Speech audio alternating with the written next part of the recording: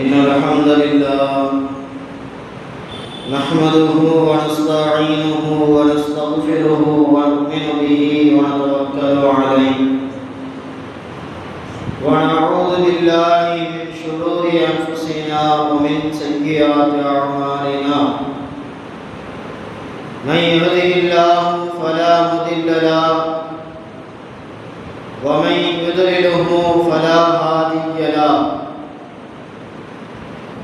ونشهد أن لا إله إلا الله وحده لا شريك له ونشهد أن محمدا عبده ورسوله أرسله بالحق بشيرا ونذيرا وداعيا إلى الله بإذنه وسراجا منيرا أما بعد فقد قال الله تبارك وتعالى في القرآن العظيم وبالفرقان المجيد بعد أعوذ بالله من الشيطان الرجيم بفضل بسم الله الرحمن الرحيم يا أيها الذين آمنوا إذا نودي للصلاة من يوم الجمعة فاسعوا إلى ذكر الله وذروا البيع ذلكم خير لكم إن كنتم تعلمون صدق الله العظيم وصدق رسوله النبي الكريم ونحن على ذلك من الشاهدين والشاكرين وقال رسول الله صلى الله عليه وسلم إنما الأعمال بالنيات وإنما لكل امرئ ما نوى وقال صلى الله عليه وسلم من ترك الجمعة ثلاثة مرات تهاونا بها طبع على قلبه أو كما قال صلى الله عليه وسلم எல்லா புகழும் புகழ்ச்சியும் நம்மை எல்லா முஸ்லிம்களாக முஃமினாக படைத்து மேலும் கண்மணி நாயகம் ரசூலுல்லாஹி ஸல்லல்லாஹு அலைஹி வஸல்லம் அன்னவர்களின் உம்மத்திலே ஒருவராக ஆக்கினானே. அப்படிப்பட்ட அல்லாஹ்விற்கு அனைத்து புகழும் உண்டாகட்டுமாக. அல்ஹம்துலில்லாஹ் அல்ஹம்துலில்லாஹ். அவனுடைய சாந்தியும் சமாதானமும் அளவற்ற கருணையும் கிருபையும் எம்பெருமானார் முஹம்மது முஸ்தபா ரசூலை கரீம் முஜ்தபா ஸல்லல்லாஹு அலைஹி வஸல்லம் அன்னவர்களின் மீதும் அன்னவர்களின் வாழ்க்கையை அடிபெறலாமல் அப்படியே பின்பற்றி வாழ்ந்த உத்தம சத்திய சஹாபாக்கள், தாபியீன்கள், தபஅ தாபியீன்கள், வலிமார்கள், இறைநேச செல்வர்கள், சாலிஹான நல்லடியார்கள், குறிப்பாக இந்த அவையிலே வந்து அமர்ந்திருக்கின்ற நம் அனைவர்களின் மீதும் இன்னும் வர இருக்கின்ற ஊரார்கள், ஜமாத்தினர்கள் அனைவர்களின் மீதும் அல்லாஹ்வினுடைய சாந்தியும் சமாதானமும் அளவற்ற கருணையும் கிருபையும் என்றென்றும் நிலவட்டுமாக. ஆமீன் ஆமீன் யா ரப்பல் ஆலமீன். அங்கிருக்கிற அல்லாஹ்வின் நல்லடியார்களே, நாம் எல்லாம் அல்லாஹ்வை வணங்கி வழிபடுவதற்காக அவனுக்கு பிடித்தமான ஒரு இடத்திலே அவனுடைய இல்லத்திலே ஒன்று கூடியிருக்கின்றோம். அல்ஹம்துலில்லாஹ் அல்ஹம்துலில்லாஹ். இதுபோல எல்லா நாட்களும் அவனை வணங்கி வழிபடுகின்ற நல்லடியார்களாகவும் அவன் எதையெல்லாம் செய்யும்படி நமக்கு உத்தரவிட்டானோ அனைத்து விதமான நற்காரியங்களை செய்கின்ற நல்லவர்களாகவும் அவன் எதையெல்லாம் மட்டும் தவிர்த்திருக்கும்படி நமக்கு உத்தரவிட்டானோ அனைத்து விதமான தீய காரியங்களிலிருந்தும் ஹராமான காரியங்களிலிருந்தும் தவிர்த்தவர்களாகவும் இருக்கின்ற பாக்கியத்தை வல்லோன் அல்லாஹ் உங்களுக்கும் எனக்கும் அருள் புரிவானாக. ஆமீன் ஆமீன் யா ரப்பல் ஆலமீன். உங்களுக்கே அல்லாஹ்வின் நல்லடியார்களே, அல்லாஹ் தஆலா ஒவ்வொரு சமூகத்திற்கும் ஒரு சில நாட்களை சிறப்பிற்குரிய நாட்களாக அல்லாஹ் வழங்கியிருந்தான். அது குறிப்பாக வாரங்களின் பெருநாளாக ஒவ்வொரு சமூகத்திற்கும் அல்லாஹ் தஆலா ஒரு குறிப்பிட்ட நாட்களை ஒவ்வொரு சமூகத்திற்கும் அல்லாஹ் தந்து கொண்டிருந்தான். அந்த அடிப்படையில்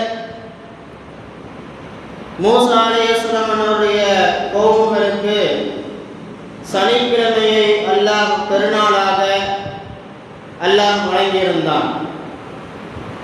ஜுமா நாளை இந்த உம்மத்தை முஹம்மதியாவிற்கு அல்லாஹ் தஆலா பெருநாள் என்னும் ஜுமா நாளாக அல்லாஹ் நமக்கு வழங்கியிருக்கின்றான். அதே போன்று ஈசா அலைஹிஸ்ஸலாம் அவருடைய கோமுகளுக்கு கிறிஸ்தவர்களுக்கு ஞாயிற்றுக்கிழமையை பெருநாளாக அல்லாஹ் வழங்கியிருக்கின்றான். அன்பிற்குரிய அல்லாஹ்வின் நல்லடியார்களே, இது போன்று ஒவ்வொரு நபிமார்களினுடைய ஒவ்வொரு கூட்டத்தார்களுக்கும் ஒரு நாளை சிறப்பிற்குரிய நாளாக அந்த நாளிலே இறைவனிடத்திலே அவர்கள் பிரார்த்திக்கும் வண்ணம் பிரார்த்தனையிலே அதிகமான நன்மைகளை சிறப்புகளை அந்த நாளிலே வைத்து அல்லாஹ் தஆலா சிறப்பிற்குரிய நாட்களை அல்லாஹ் வழங்கியிருந்தான். அன்பிற்குரிய அல்லாஹ்வின் நல்லடியார்களே, அந்த அடிப்படையில் ஜுமா திருநாள் இந்த வெள்ளிக்கிழமையை அல்லாஹ் இந்த சமூகத்திற்கு வழங்கி இந்த நாளில் நிறைய சிறப்புகளை அல்லாஹ் தஆலா வைத்திருக்கின்றான். மார்க்க அறிஞர்கள் சொல்லுவார்கள், ஜுமா நாளை அமல்களின் மூலமாக நீங்கள் அதிகமாக்கிக் கொள்ளுங்கள்.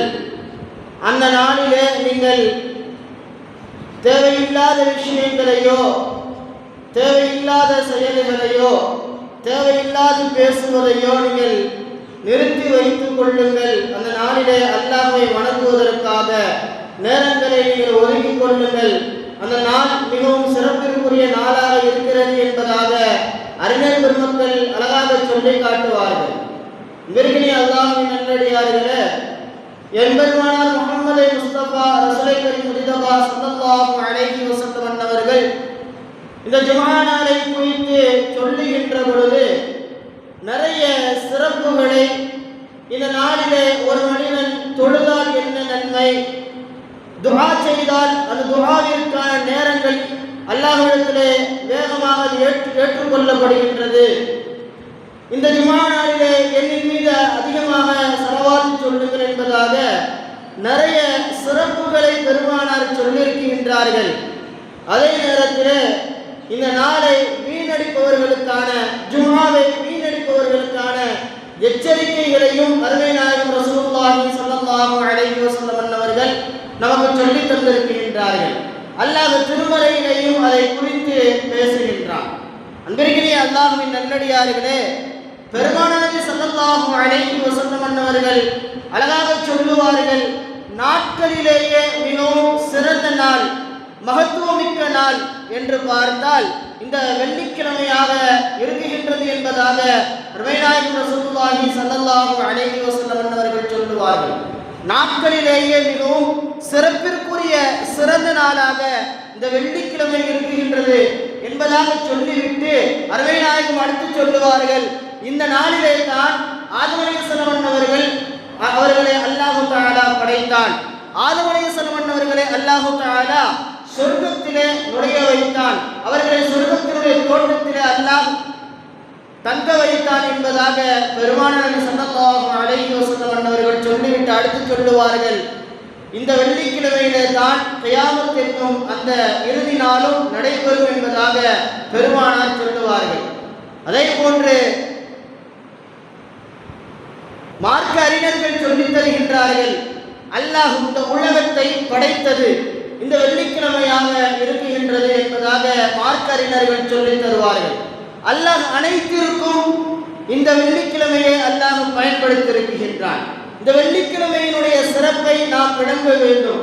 இதிலே அமல் செய்வதற்காக நம்முடைய நேரங்களை நாம் ஒதுக்கிக் கொள்ள வேண்டும். எனவே தான் இந்த நாளுடைய சிறப்பை ஆரம்பிக்கின்ற அருமை நாயகம் நாட்களிலேயே சிறப்பிற்குரிய நாளாக இந்த நாள் இருக்கின்றது என்பதாக பெருமானார் சொல்லுவார்கள்.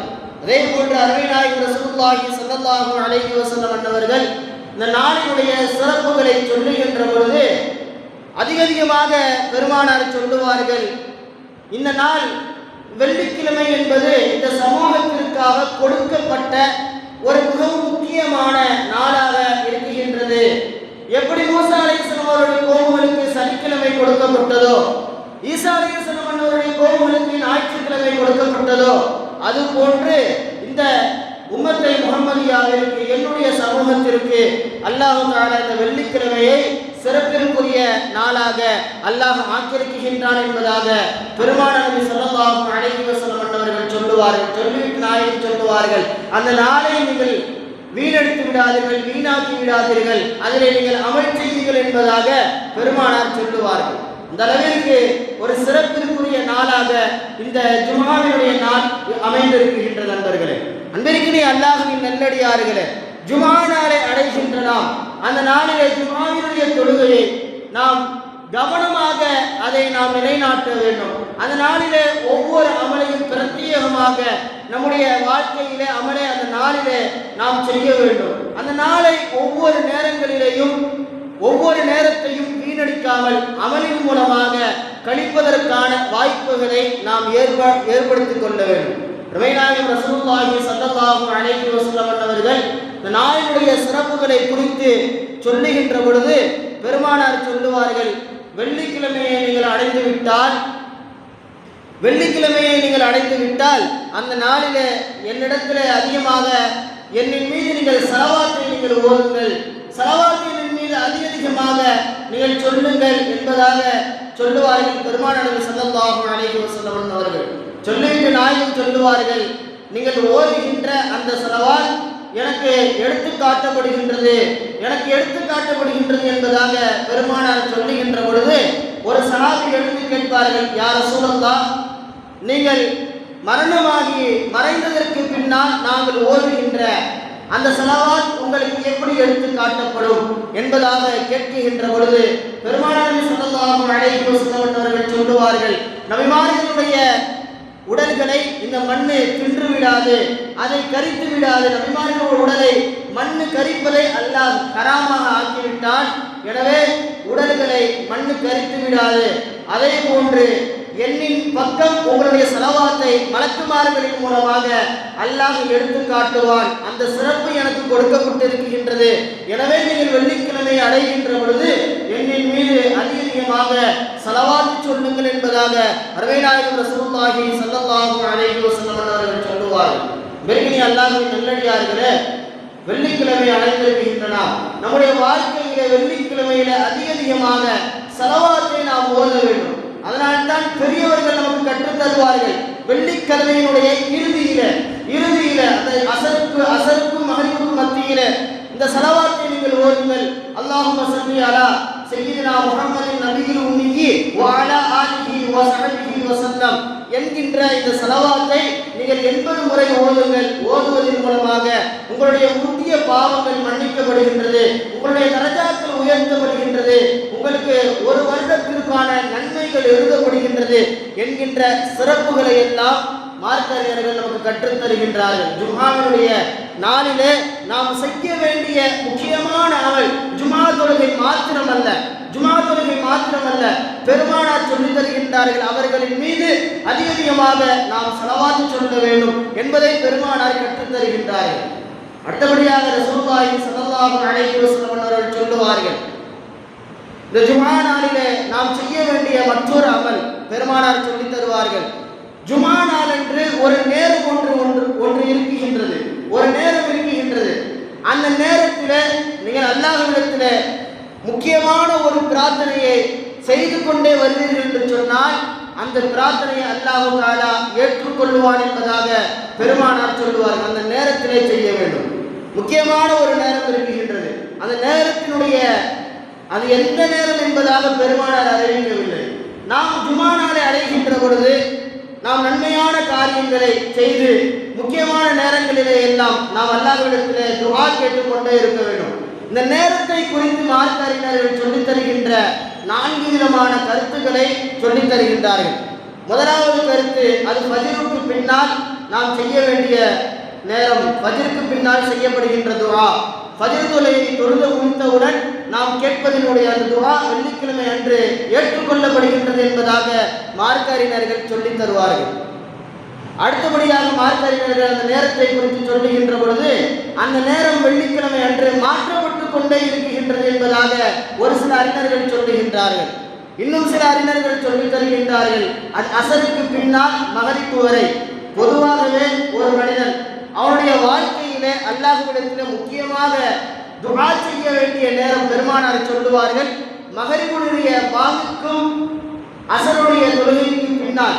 அந்த மகரிபுடைய பாங்கிற்கு ஒரு 4 மணி நேரத்திற்கு முன்னால் மகரிபு நேரம், சூரியன் மறைகின்ற அந்த நேரத்திலே அல்லாஹ்விடத்திலே ஒரு மனிதன் பிரார்த்தனை செய்கின்ற பொழுது அந்த பிரார்த்தனையை அல்லாஹ் ஏற்றுக்கொள்கின்றான். இது ஒவ்வொரு நாளும் அந்த நாளிலே கொடுக்கப்படுகின்ற துஆக்களிற்கான நேரம் என்பதாக பெருமானார் சொல்லுவார்கள். அந்த நேரத்தில் மகரிபினுடைய தொழுகைக்கு முன்னால் நாம் வந்துவிட்டால் அந்த நேரத்தில் அமர்ந்து நீங்கள் துஆ செய்யுங்கள். கொஞ்ச நேரம் தஸ்பீஹ்களை ஓதிவிட்டு அல்லாஹ்விடத்திலே துஆ செய்து கொண்டே இருங்கள். அந்த துஆ அல்லாஹ்விடத்தில் ஏற்றுக்கொள்ளப்படுகின்றது என்பதாக பெருமானார் சொல்லுவார்கள். அந்த அடிப்படையிலே மார்க்க அறிஞர்கள் சொல்லித் தருகின்றார்கள், ஜுமா நாளினுடைய இறுதி அந்த நேரம், மகரிபிற்கு முன்னால் உள்ள அந்த நேரம் அல்லாஹ்விடத்திலே ஏற்றுக்கொள்ளப்படுகின்ற நாயகம் சொன்ன அந்த குறிப்பிட்ட நேரமாக இருக்குகின்றது என்பதாக சொல்லித் தருவார்கள். பெருமானார் இந்த ஹதீஸை சொல்லுகின்ற பொழுது அந்த நேரம் சிறிய நேரம், கொஞ்ச நேரங்கள் தான், சிறுமையான நேரம் என்பதாக அருமைநாயகம் ரசூலுல்லாஹி ஸல்லல்லாஹு அலைஹி வஸல்லம் அவர்கள் சொல்லுவார்கள். அப்படிப்பட்ட சிறிய நேரமாக அது இருக்குகின்றது என்பதாக பெருமானார் சொல்லுவார்கள். அந்த அடிப்படையில் சில அறிஞர்கள் இப்படி சொல்லுகின்றார்கள், ஜுமாவினுடைய ஹுத்பாவினுடைய நேரத்தில், ஹுத்பாவினுடைய இந்த நேரத்தில் ஹுத்பாவிற்கு பயான் செய்து முதலாவது ஹுத்பாவை ஓதிவிட்டு அமர்கின்ற இமாம் அமர்கின்ற அந்த கொஞ்ச நேரம் இருக்கிறது அல்லவா, அந்த நேரம் தான் அதற்கான நேரம் என்பதாக சில அறிஞர்கள் சொல்லுகின்றார்கள். காரணம், பெருமானார் ஸல்லல்லாஹு அலைஹி வஸல்லம் அவர்கள் அது குறுகிய நேரம் என்பதாக சொல்லியிருக்கின்றார்கள். அந்த 2 ஹுத்பாவிற்கும் நடுவிலே இமாம் அமர்கின்ற அந்த நேரம் தான் இந்த நாளிலே மிகவும் குறுகிய நேரமாக இருக்குகின்றது. எனவே அந்த நேரத்தில் நீங்கள் துஆ செய்யுங்கள் என்பதாக சொல்லி தருகின்றார்கள். பெருகினி அல்லாஹ்வின் நல்லடியார்களே, இந்த நாளிலே என்ன நேரம் என்பது குறிப்பிடப்படவில்லை. ஆனால் முக்கியமான நேரங்களிலே நாம் அமல் செய்கின்ற அந்த நேரத்தில் அல்லாஹ்விடத்திலே நாம் பாவ மன்னிப்பு கேட்டு அல்லாஹ்விடத்திலே நாம் நம்முடைய துஆக்களை, நம்முடைய கோரிக்கைகளை நாம் வைக்கின்றது மூலமாக அந்த துஆ அல்லாஹ்விடத்தில் ஏற்றுக்கொள்ளப்படுகின்றது என்பதாக அருமைநாயகம் ரசூலுல்லாஹி ஸல்லல்லாஹு அலைஹி வஸல்லம் அவர்கள் சொல்லித் தருகின்றார்கள். அன்பிற்கினி அல்லாஹ்வின் நல்லடியார்களே, பெருமானார் நபி ஸல்லல்லாஹு அலைஹி வஸல்லம் அவர்கள் இந்த ஜுமாவினுடைய நாளிலே முக்கியமாக இந்த 2 அமலை கற்றுத் தந்திருக்கின்றார்கள். ஒன்று, நாயகத்தின் மீது அதிகமாக ஸலவாத்து சொல்வது, ஏதாவது ஒரு ஸலவாத், நமக்கு தெரிந்த ஸலவாத் ஏதாவது ஒன்றை நாம் சொல்லிக் கொண்டே இருப்பது. இரண்டாவது, துஆக்களிலே துஆக்களை அதிகமாக இந்த நாளிலே நாம் செய்வது, அது நம்முடைய வாழ்க்கையிற்கு முக்கியமாக அமலிற்கு முக்கியமானதாக அமைந்திருக்கின்றது என்பதை பெருமானார் நபி ஸல்லல்லாஹு அலைஹி வஸல்லம் அவர்கள் கற்றுத் தருகின்றார்கள். அன்பிற்கினி அல்லாஹ்வின் நல்லடியார்களே, அதே போன்ற இந்த நாளை குறித்து பெருமானார் நபி ஸல்லல்லாஹு அலைஹி வஸல்லம் அவர்கள் சொல்லுகின்ற பொழுது நிறைய சிறப்புகளை பெருமானார் சொல்லுவார்கள்.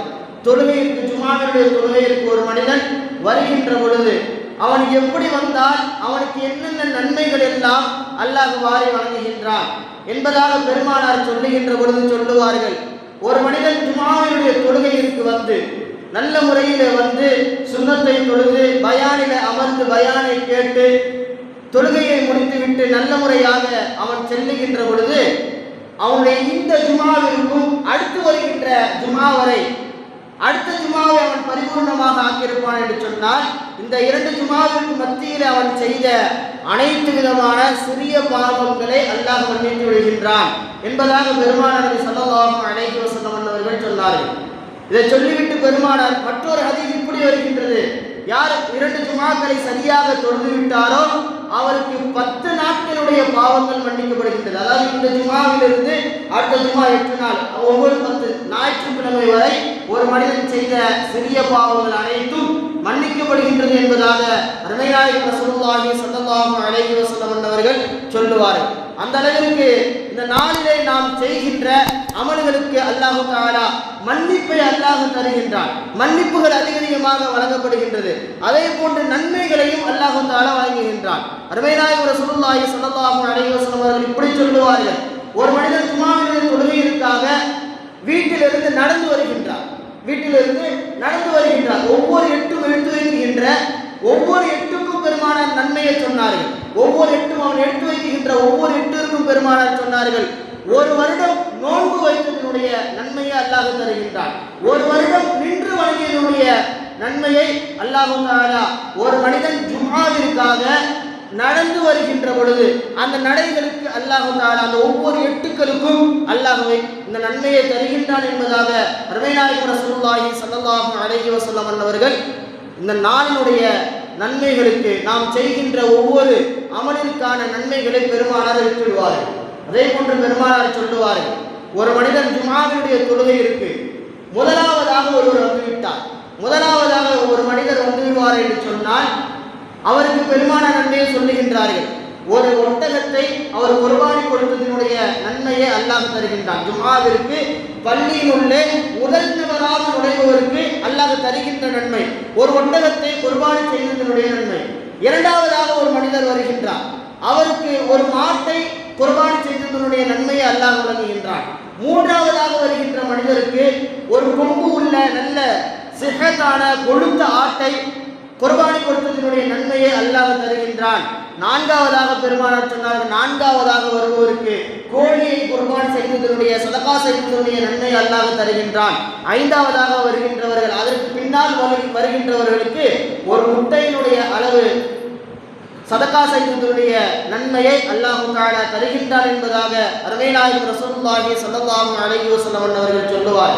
இவருக்கு அல்லாஹ்வின் நல்லடியார்களே, இந்த சிறப்பை நாம் அடைந்து கொள்ள வேண்டும். இன்று நம்முடைய நாம் ஜும்ஆவிற்கு வருகின்ற நேரம், இந்த அதிகப்படியானவர்கள் ஜும்ஆவிற்கு வருகின்ற நேரத்தை பார்க்கின்ற பொழுது இமாம் குதுபாவிலே ஏறியதற்கு பின்னால் நிறைய பேர் வருகின்றோம். காரணம் நம்முடைய வியாபாரங்கள்.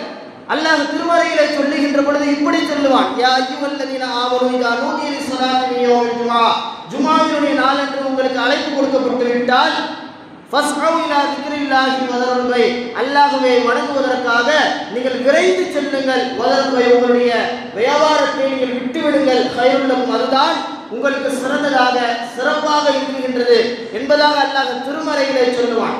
ஆனால் இன்று நம்முடைய நிலை எப்படி இருக்குகின்றது? திருமறை தெளிவாக சொல்லுகின்றது, விரைந்து வர வேண்டும், முன்பதாக வர வேண்டும். நம்முடைய வியாபாரத்தை மூடிவிட்டு அழைப்பு கொடுக்கின்ற அந்த பாங்கினுடைய நேரம் வந்துவிட்டால் நாம் வியாபாரத்தை மூடிவிட்டு வர வேண்டும் என்பதாகவெல்லாம் அல்லாஹ் திருமறைகளை சொல்லியிருக்க, நாம் வருகின்ற நேரம் இமாம் ஹுத்பாவிலே ஏறியதற்கு பின்னால் அதற்கு இறங்குகின்ற அந்த தொழுகையினுடைய அந்த நேரத்தில் 10 நிமிடத்திற்கு முன்னால் 5 நிமிடத்திற்கு முன்னால் எல்லாம் நம்முடைய வருகையை நாம் தருகின்றோம். அன்பிற்குரிய அல்லாஹ்வின் நல்லடியார்களே, இது இப்படி நாம் செய்வது, இப்படி நாம் தொழுகைக்கு வருவது, ஜும்ஆவை நாம் வீணடிப்பது, ஜும்ஆவை விடுவது, இதற்கான எச்சரிக்கைகளை எல்லாம் அருமைநாயகம் ரசூலுல்லாஹி ஸல்லல்லாஹு அலைஹி வஸல்லம் அவர்கள் அழகாக சொல்லுவார்கள். பெருமானார் நபி ஸல்லல்லாஹு அலைஹி வஸல்லம் அவர்கள் இந்த ஜும்ஆவை குறித்து பேசுகின்ற பொழுது அழகாக சொல்லுவார்கள், ஒரு மனிதர் ஜும்ஆவிற்கு வந்து விட்டார், தொழுகைக்கு வந்தார், வந்து என்ன பண்ணாரு, அவர் உட்கார்ந்துருக்கார், பக்கத்துல ஒரு நபர் பேசிட்டு இருந்தார். அந்த நபர்கிட்ட பேசாதீங்க அப்படின்னு அவர் சொன்னாருன்னு சொன்னா அவருடைய நன்மையை அவர் பாழாக்கி விட்டார் என்பதாக பெருமானார் சொன்னார்கள். நாம பேசல, பக்கத்துல உள்ளவங்க பேசுறாங்க, பேசுறவங்கள பேசாதீங்க அப்படின்னு ஒரு பேசுறாரு அல்லவா, இந்த பேச்சு கூட ஜும்ஆவினுடைய நன்மையை பாழாக்கிவிடும் என்பதாக பெருமானார் நபி ஸல்லல்லாஹு அலைஹி வஸல்லம் அவர்கள் சொல்லி தருகின்றார்கள். அதே போன்று பெருமானார் இப்படி சொன்னார்கள், ஒரு மனிதர் ஜும்ஆவிற்கு வந்தார், வந்து ஏதாவது மேட்டிலேயோ அல்லது உட்கார்ந்திருக்கின்ற இடத்திலே அவர் விளையாண்டு கொண்டு இருந்தார், ஏதாவது தள்ளி விடுறதோ அல்லது மொபைலை பார்க்கிறதோ, ஜும்ஆவினுடைய பிரசங்கத்தை கேட்காமல் தூங்குவது முதற்கொண்டு நாம் பார்க்க வேண்டும். தூங்குவது முதற்கொண்டு ஜும்ஆவினுடைய தொழுகைக்கு வந்தால் பிரசங்கத்தை முதலாக நீங்கள் கேளுங்கள் என்பதாக பெருமானார் சொல்லுவார்கள். இந்த அளவிற்கு ஒரு மனிதர் ஜும்ஆவை அலட்சியப்படுத்தினால் அந்த ஜும்ஆ முழுவதுமாக பாழாகிவிட்டது என்பதாக என்பதாக பெருமானார் நபி ஸல்லல்லாஹு அலைஹி வஸல்லம் அவர்கள் சொல்லித் தருவார். பெருகினி அல்லாஹ்வின் நல்லடியார்களே, அதே போன்று பெருமானார் நபி ஸல்லல்லாஹு அலைஹி வஸல்லம் அவர்கள் சொல்லுவார்கள், ஒரு மனிதர் ஜுமாவிற்கு 3 ஜுமாவை விட்டுவிட்டால் அல்லாஹ் தஆலா அவருடைய உள்ளத்திலே முத்திரையை அல்லாஹ் குத்திவிடுகின்றான். ஒரு பாவம் செய்தவர் என்கின்ற காஃபிர் என்கின்ற அளவிற்கு அவருடைய உள்ளத்திலே அல்லாஹ் அவருடைய முத்திரையை குத்திவிட்டான் என்பதாக அருமைநாயகம் ரசூலுல்லாஹி ஸல்லல்லாஹு அலைஹி வஸல்லம் அவர்கள் சொல்லுவார். ஜுமாவுடைய நாள் என்பது, அதனுடைய தொழுகை என்பது, இந்த நாளுடைய சிறப்புகள் என்பது மிகவும் ஏராளம். அந்த சிறப்புகளை நாம் அடைந்து கொள்ள வேண்டும். அந்த நாளிலே ஜுமாவை நாம் வீணெடுத்து விடக்கூடாது. நமக்கு வியாபாரங்கள் இருக்கும், எல்லாமே இருக்கும், எல்லாவற்றையும் ஒதுக்கிவிட்டு ரப்பிற்காக நாம் இந்த நாளிலே வந்து அமல் செய்ய வேண்டும். எந்த அளவிற்கு என்று சொன்னால் அல்லாஹ் திருமறையிலே சொல்லுவான், சனிக்கிழமை வாசி என்பதாக அல்லாஹ் பேசுவான். நான் சொல்லி இந்த உரையை முடிக்குகின்றேன். மூசா அலைஹிஸ்ஸலாம் அவருடைய கோபுகளிலே ஒரு கோபம் இவர்கள் என்ன செய்தார் என்று சொன்னால், அவர்களுக்கு சனிக்கிழமை பெருநாளாக, ஜுமா போன்ற திருநாளாக அல்லாஹ் வழங்கியிருந்தான்.